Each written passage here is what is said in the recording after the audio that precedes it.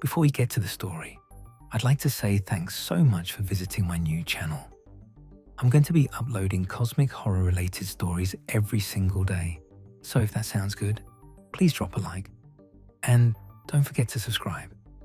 It means a lot, especially when just getting started. I hope you enjoy the story. I've been back on Earth for 5 months now, and I still can't look at the night sky without feeling it looking back. Every time I step outside after dark, every time I catch a glimpse of stars through a window, I feel that presence at the edge of my awareness, distant, impossibly far away, continuing on a journey that began before our sun existed, but still there, still conscious of me in some way I can't explain, still aware that I exist. My name is Desmond Hale. I'm 38 years old, and I spent 6 years working as a satellite systems technician in low Earth orbit. I was good at my job, comfortable in space, the way most people are comfortable in their own living rooms. I'd completed dozens of spacewalks without incident, floating in the void like it was the most natural thing in the world. The silence out there, the view of Earth below, the strange peace of being suspended in nothing. I loved all of it in a way that's hard to explain to people who've never experienced it. I thought I understood what was out there. I thought space was empty, silent, safe as long as you followed the protocols and respected the environment. I was wrong about everything. What I'm about to describe happened during a routine repair mission on the Pinnacle commercial station, a privately owned facility that orbits about 250 miles above the Earth's surface. I wasn't supposed to survive the encounter. I know that now with a certainty that goes beyond logic or evidence. The thing I saw doesn't usually leave witnesses, but for reasons I'll never understand, it let me live. And now I have to carry what I know for whatever time I have left. I'm writing this down because the weight of it has become unbearable, and maybe sharing it will help. Or maybe I just need someone else to understand what's out there in the dark between worlds before I lose my grip on sanity entirely. The Pinnacle station was my home for weeks at a time during my work rotations, a collection of interconnected modules and sprawling solar panels hanging in the void, housing a crew of 8 who serviced communication satellites, conducted research experiments, and kept the whole complex operation running smoothly. It wasn't glamorous work, long hours in cramped spaces, recycled air that always smelled faintly of plastic, food that came in pouches and never quite tasted like what it claimed to be, but I loved it anyway. The view of Earth through the observation windows never got old, no matter how many times I'd seen it. That perfect blue sphere, wrapped in swirling white clouds, rotating slowly beneath us as we circled the planet every 90 minutes. The strange freedom of weightlessness, where you could push off a wall and float across an entire module without touching anything. The silence that wrapped around everything like a blanket, broken only by the soft hum of equipment and the voices of your crewmates. Some people couldn't handle the isolation, the claustrophobia of living in a metal tube surrounded by infinite emptiness. I'd seen it happen more than once, watched colleagues struggle with the psychological weight of being so far from everything familiar and safe. The distance from Earth that seemed romantic at first became oppressive after a few weeks, a constant reminder of how fragile your existence was, how dependent on systems and protocols and luck. But for me, it felt like peace, like I'd finally found a place where I belonged, where the noise and complications of life on Earth couldn't reach me. Commander Ingrid Vasquez ran the station with quiet efficiency and unshakable calm. She'd been working in space longer than anyone else on the crew, had seen everything that could go wrong up there, and had developed protocols for handling all of it. Electrical fires, pressure leaks, medical emergencies, equipment failures. Nothing seemed to rattle her. That steadiness made everyone around her feel safer, made the inherent dangers of our work seem manageable. My closest friend aboard was Boyd Carver, an engineer about my age who had a talent for finding humor in the mundane routines of orbital life. He could make a 12-hour repair shift feel like an adventure, could turn the most tedious system check into something approaching fun with his running commentary and terrible jokes. Dr. Nadia Kern served as our medical officer, a serious woman with kind eyes who took her responsibilities more seriously than anyone I'd ever met. She checked on us constantly, monitoring our physical and mental health with an attention to detail that sometimes felt excessive, but was always genuinely appreciated. We were a good crew, professional and competent, the kind of team that made difficult and dangerous work feel routine. I trusted every one of them with my life, which is what you have to do when you live and work in an environment where one small mistake, one equipment failure, one moment of carelessness can kill everyone aboard. It was my third week of a 2-month rotation when the communications array started malfunctioning. One of the exterior antennas had been giving us intermittent problems for 2 days, dropping signals at random intervals and causing headaches for the ground teams who depended on reliable communications. Mission Control wanted it fixed before our service contracts were affected. The Pinnacle station made its money by providing dependable communication services to clients around the world, and dependability meant keeping every piece of equipment in perfect working order. Commander Vasquez assigned the repair job to me and Boyd. Standard extravehicular activity, she called it. 3 hours outside, locate the problem, replace the faulty component, run diagnostics to confirm the fix, come back inside. I'd done the exact same job a dozen times in my career without any complications. We suited up in the airlock, running through the pre-EVA checklist the way we always did. Helmet seals checked and double-checked. Oxygen levels verified, enough for 8 hours, though we'd only need 3. Tether attachments tested multiple times. Maneuvering thrusters confirmed operational. Communication systems clear on all channels. Everything checked out perfectly. Green lights across every indicator on the board. Boyd made a joke about the view outside being better than any corner office on Earth, and I laughed the way I always did at his humor. And then we cycled the airlock and stepped out into the void. The first thing that always struck me about spacewalks was the silence. Inside the station, there was always noise, the hum of the air recyclers working to keep us breathing, the whir of cooling fans preventing equipment from overheating, the beeping of instruments and alarms, the sounds of people moving and talking and going about their daily lives. Outside, there was nothing but your own breathing inside the helmet and the occasional crackle of radio communication from your partner or the station. The universe surrounded you in perfect quiet, so complete and absolute that it felt almost sacred, like being inside a cathedral that stretched in every direction to infinity. We made our way along the station's exterior using the handholds, moving with practiced care toward the malfunctioning array on the far side of the main module. Every motion was deliberate, controlled, conscious.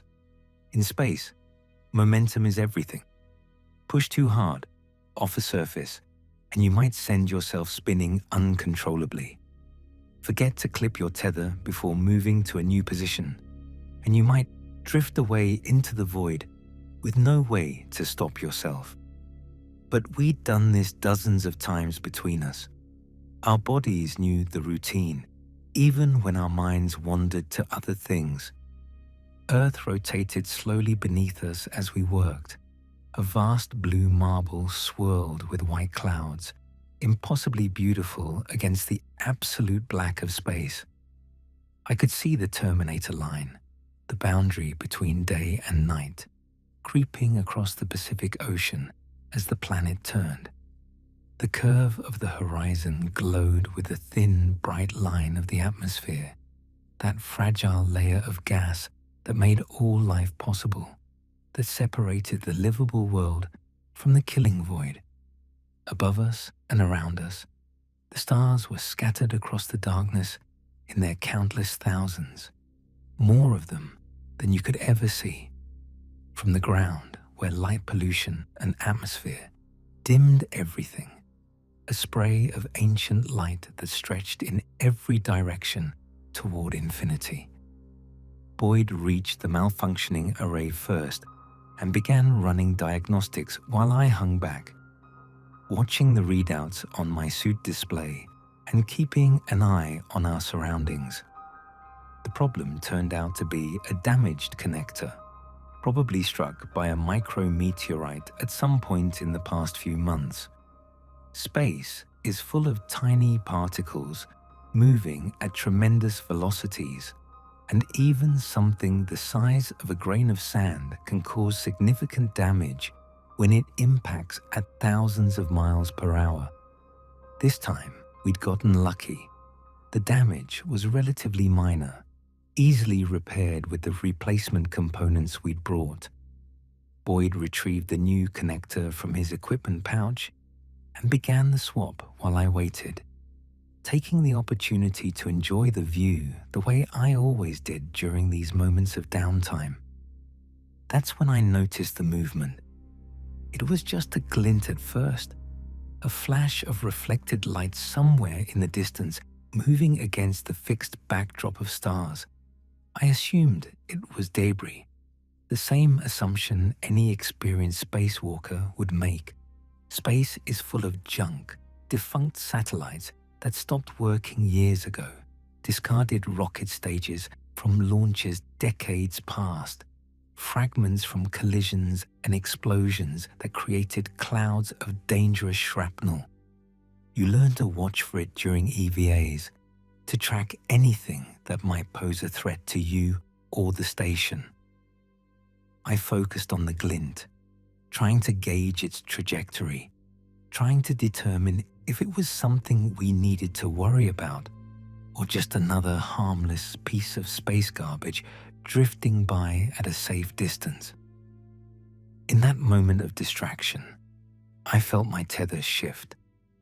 I'd made a mistake somewhere, gotten careless with one of the attachment points, while my attention was focused on the distant light. Maybe the clip had been improperly secured from the start, or maybe it had worked loose during the hours of activity. I don't know. All I know is that suddenly my tether was floating free, and a small bump against the station's hull, so minor I don't even remember making contact, sent me drifting away from the structure I'd been anchored to. Slowly at first, almost imperceptibly, but with nothing to stop my momentum in the frictionless environment of space. I tried to use my suit's maneuvering thrusters, but something was wrong. The controls weren't responding the way they should. A malfunction, maybe, or damage I hadn't noticed during the pre-EVA equipment check.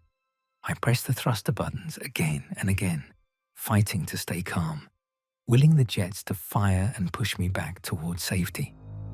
Nothing happened.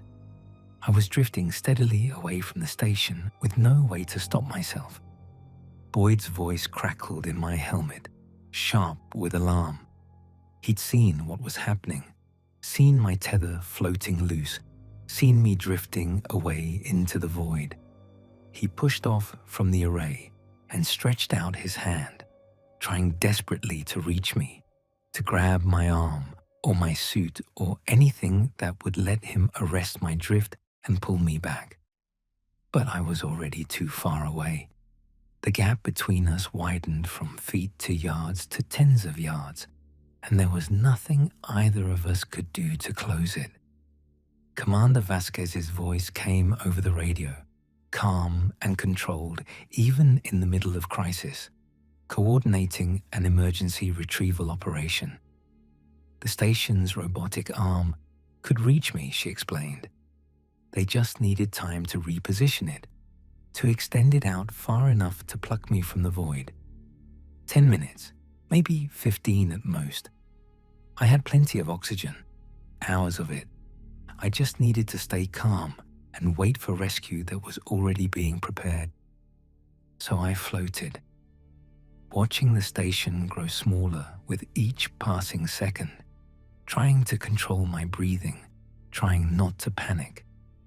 The void surrounded me in every direction, an emptiness so absolute that human concepts like distance and direction lost all meaning. Earth hung below me like a blue jewel, suspended in nothing, beautiful and impossibly far away. Stars glittered above and around me in their countless thousands, ancient light from fires that might have burned out millennia ago. And in between everything, there was nothing, just darkness and silence and me, alone in a way that most human beings never experience and can't truly imagine. I tried to focus on the rescue that was coming, on the robotic arm that would reach out and retrieve me from the void. I tried to think about Boyd's terrible jokes and Dr. Kern's concerned examinations, and the coffee I would drink once I was safely back inside the station. Anything to keep my mind from dwelling on the immensity of my situation, the fragility of my existence, the absolute helplessness of floating with nothing to push against and nothing to hold on to. Then I saw the movement again. The glint of light I'd noticed before had grown closer while I drifted, and as I watched it approach, I realized something was deeply wrong with its behavior. It wasn't tumbling the way debris should tumble, rotating randomly as it drifted through the void. It wasn't following any ballistic trajectory I could calculate or predict. It was moving with clear purpose, changing direction in ways that violated everything I understood about orbital mechanics, approaching with what I could only describe as deliberate intention. I told myself I was imagining things, stress, fear, the disorientation of floating untethered in infinite space. Any of those could cause the mind to play tricks, to see patterns that weren't there, to create explanations for random phenomena. But I kept watching because there was nothing else to do, and the thing kept approaching, and gradually I began to make out details that my rational mind refused to accept. It wasn't debris. It wasn't a satellite or a spacecraft or anything that belonged in orbit around Earth. It was vast, far larger than the Pinnacle station, larger than any vehicle or structure ever constructed by human hands, dark against the darkness of space, visible only by the stars it obscured as it passed in front of them, a moving shadow that blotted out points of light as it drifted closer with terrible patience. It moved through the void without any propulsion system I could see, without engines or thrusters or exhaust plumes, without any technology I could recognize or explain. It simply moved, drifting, but not drifting, following a path that brought it closer and closer to where I floated, helpless and alone. As it approached, I began to see its surface, and surface is the wrong word entirely because it wasn't solid in any way I understood. It shifted and flowed, matter rearranging itself continuously like something alive, forms rising and falling across its expanse like waves on an ocean that existed in dimensions I couldn't perceive. There were structures that might have been sensory organs, protrusions that might have served purposes no human mind could possibly guess at, and there were openings, gaps in its form that seemed to go on forever, darkness inside darkness, depths within depths that my eyes couldn't follow, no matter how hard I tried. The thing passed close enough that I could have reached out and touched it if my arm had been 100 yards long. It filled my entire field of vision, blotting out the stars, blotting out Earth, becoming the only thing that existed in all the universe.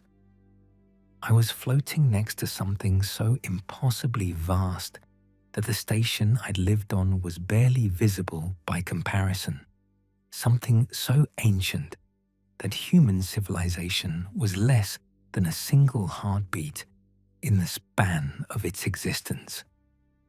And as it passed, one of those gaps, one of those endless openings in its form, turned toward me. I was being observed. Something reached out from the thing, not physically, but in some other way that bypassed my senses entirely. I felt a pressure in my mind, a presence pushing against my thoughts. And suddenly, I was seeing things that didn't belong in human consciousness. The vastness of space, the true vastness, distances so immense that light took billions of years to cross them. The emptiness between galaxies, dark gulfs that made our entire solar system look like a mote of dust caught in a sunbeam. And I saw that the void was not empty the way we believed. Things moved through it, vast shapes drifting on currents I couldn't perceive, following paths that wound between the stars on journeys that began before our sun ignited and would continue long after it burned out. The thing examining me was one of countless travelers, ancient beyond any measure humanity could apply, patient beyond comprehension, following routes through the cosmos that we would never map or understand. It didn't come from our solar system. It didn't come from anywhere nearby on any scale we could imagine. It was just passing through, drifting on a journey that had nothing to do with Earth or humanity or anything we had ever conceived. And it had noticed me, this tiny, fragile creature floating alone in the dark, tethered to nothing, surrounded by nothing, utterly insignificant in the face of its incomprehensible existence. I felt it studying me, examining me, trying to understand what I was. There was something like curiosity in that examination, a detached interest in this small, warm thing that had drifted into its path. For a moment that lasted forever, I was the sole focus of attention from something so vast that my entire species was less than an afterthought to it. Then the presence withdrew, as suddenly as it had arrived. The thing continued on its ancient path, moving past me, shrinking into the distance, becoming a shape, then a shadow, then a glint, then nothing at all against the stars. I floated in silence, unable to move, unable to think, my mind shattered by what I had witnessed. The station's robotic arm reached me eventually. Boyd's voice crackled in my helmet. Hands pulled me back to safety. But I wasn't the same person who had stepped out of that airlock. The doctors found nothing wrong with me physically. The crew listened to my story with careful skepticism. The cameras showed empty space where I said I'd seen something impossible. They concluded I'd had a breakdown, a hallucination brought on by terror and isolation. I know what I saw. I'm back on Earth now, working a job that keeps my feet on the ground, but I still feel it sometimes. That presence at the edge of my mind, distant but never quite gone. The thing that saw me is still out there, still drifting on its eternal journey, and part of it still knows I exist. I wasn't supposed to survive what I saw in space, but I did. Now I have to live with the knowledge of what moves through the dark between worlds.